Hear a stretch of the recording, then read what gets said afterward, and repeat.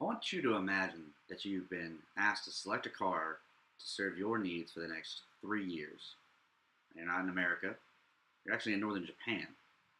And of course, if you've never been to northern Japan, you're going to want to explore.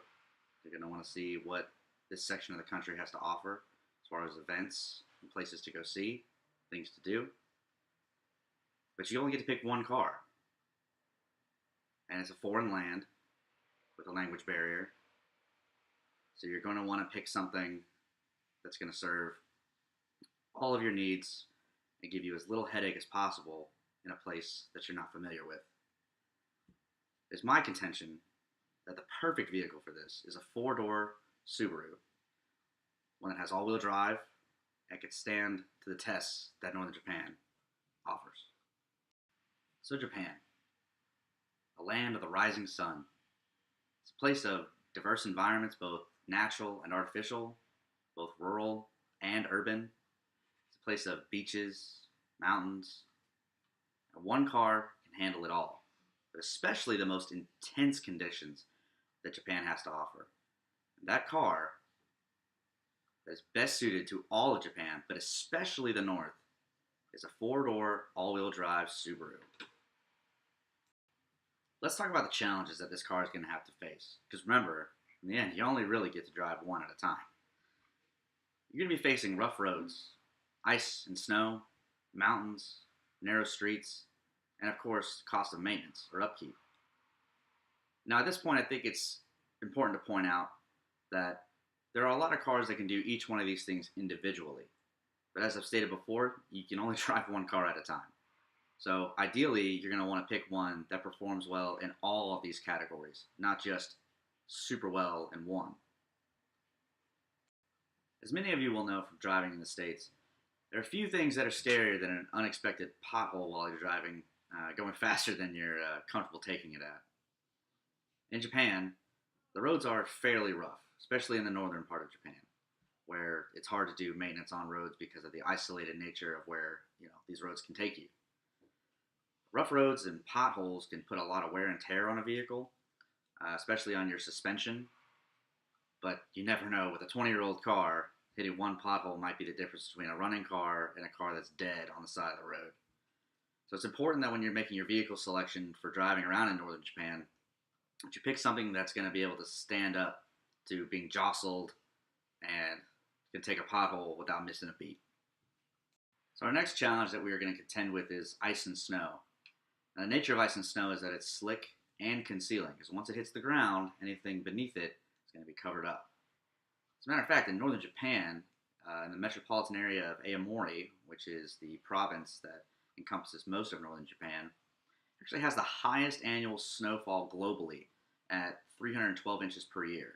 So for all metropolitan areas, it's the snowiest on Earth. So if you're going to be dealing with ice and snow, it's going to be worse here than anywhere else. So the ideal vehicle candidate for this is going to be an all-wheel drive vehicle. Now, of course, trucks have this, as many small cars have this, but you can't go wrong with a Subaru. As a matter of fact, you can't do any better than a Subaru when it comes to four-wheel drive. They've got that much experience making it, and they are the best in the world at it. The next challenge you're going to face as you're getting out and about in northern Japan are the mountain roads. There's no real way to avoid these if you want to do any kind of exploring in this area. Now, mountain roads are different from regular roads in a couple different factors. Number one, you're going to have inclines, and that means both going up and down as you're driving along.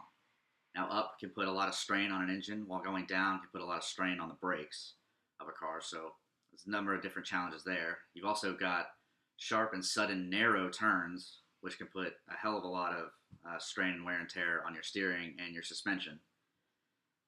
Now, mountain roads in general, as you're going through sharp and sudden narrow turns, you're going to want all-wheel drive for that, of course, because it's going to provide you with the best amount of grip and keep the car planted on the road. And of course, as we've discussed before, there's no one better at four-wheel drive than Subarus. Next challenge on our list are narrow streets. And they are smaller than they look on the internet, I promise. And for this point, it could be argued that smaller cars may be better suited to this challenge, but that they would fall short most of the other challenges posed by northern Japan. So, as we remember from the beginning, it's not just about doing well in one category, you have to excel at all categories. because you're not just going to face one and not the others. So while the four-door Subaru is not the best candidate for this, it excels at almost every other area, which makes it, basically a contender for this as well. Our final challenge that we have to consider is the cost of upkeep. This is measured in both money and time spent in the garage. Might be interesting for you to know, but 90% of all Subarus produced in the last 10 years are still on the road. Subaru reliability is legendary, meaning fewer trips to the garage for repairs, less money spent on parts, less mechanical failures, added together to equal one conclusion: Subarus simply survive. And of course, when it comes to driving in northern Japan, this might be the most important factor to consider. In conclusion, we've discussed the types of challenges that a car would have to face, being operated in northern Japan. Those challenges were rough roads, potholes, ice and snow, both being slick and concealing, thus making rough roads more dangerous than normal. Mountains, the inclines and the sharp turns, making all of the previous challenges more complicated. Narrow streets, which of course, as we discussed, the Subaru is not an absolute athlete at, but being that it's so good at the rest of the categories, it basically negates its shortcomings there. And the cost of upkeep.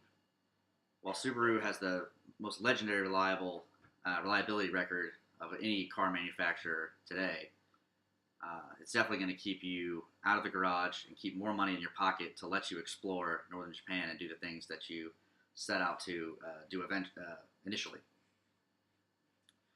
So while Japan is a beautiful but potentially dangerous place, it's important to make the right choice. You don't want to take these challenges on and just survive them. You want to face and explore them with confidence. And you can do it all and without compromise, but only in a Subaru.